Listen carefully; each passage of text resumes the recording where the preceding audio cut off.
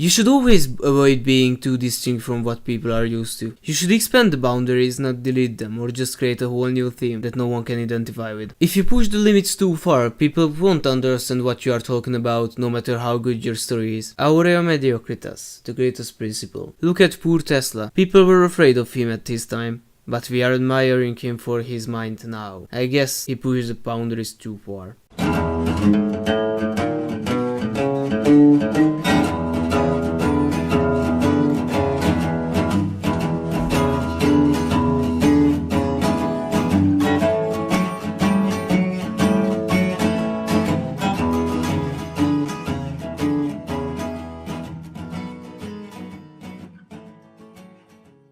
This doesn't have to do anything with our current topic. Today we are going to play with geography. At first I started with a bit of recoloring, because I needed to remove the borders to be able to do the rivers. After finding the best color combination, I started drawing the rivers themselves. It's not an easy job, no matter how much does it look that way. You have to know two things about rivers. They follow the way that has the least resistance, and they have to start somewhere. They always end up in a place that is lower than where they came from. The formation of a river takes a long time. Basically they collect the water from around the places. Most of the time they start from mountains and high places from where they can flow down. With time, more and more water will be collected in these channels, and there you have a river. Then more little rivers join in and form bigger and bigger rivers. The more wet the climate is, the more water will there be that has to be transported. Just look at the Amazonas River and or the Congo Basin, but I will get to this back later in the series. When there are some declivous lands, the river will slow down, and with time it will carve basin which will get bigger with time. Sometimes it can't even flow farther due to evaporation or because it is surrounded by higher land. If this happens, it will form a closed lake which has no exit point. Pay attention to that. A river can't just split in the middle of a land. Just try to imagine the situation and then you will realize what I'm talking about. Except it creates a small island or something. Here comes a little geography lesson. When a river is on a slope, it will destroy. It will carve the materials below it.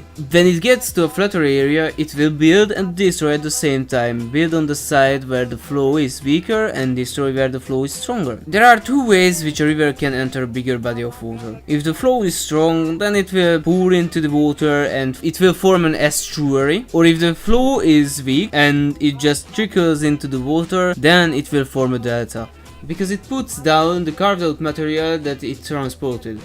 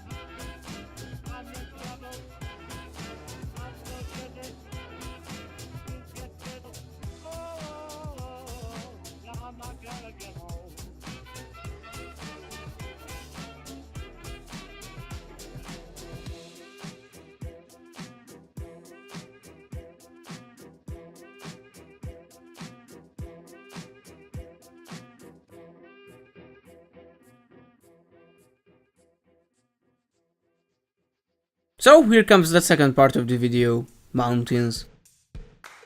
This is a bit tricky because not all rivers come from upper lands, so we have to decide which ones do, otherwise the map will be overcrowded with mountains. The northern continent will be much more hilly because its southern peninsula is pushing it upwards. That's why there is a sea similar to the Mediterranean Sea. The same thing happens here and it pushes everything up, forming hills.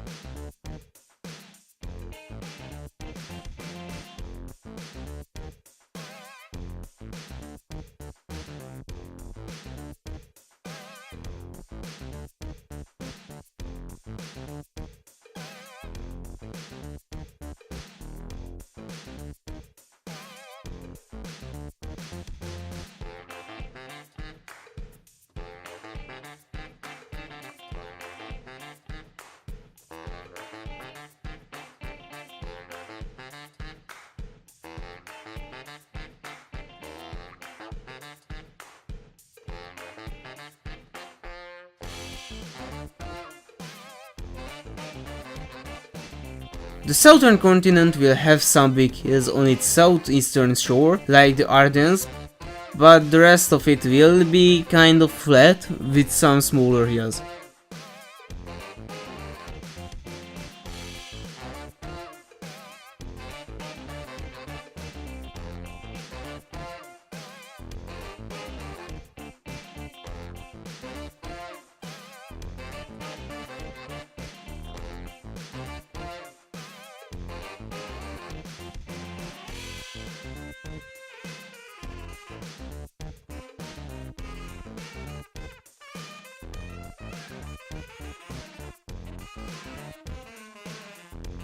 At last, hills go to the middle of islands and the southern islands, but nothing too big.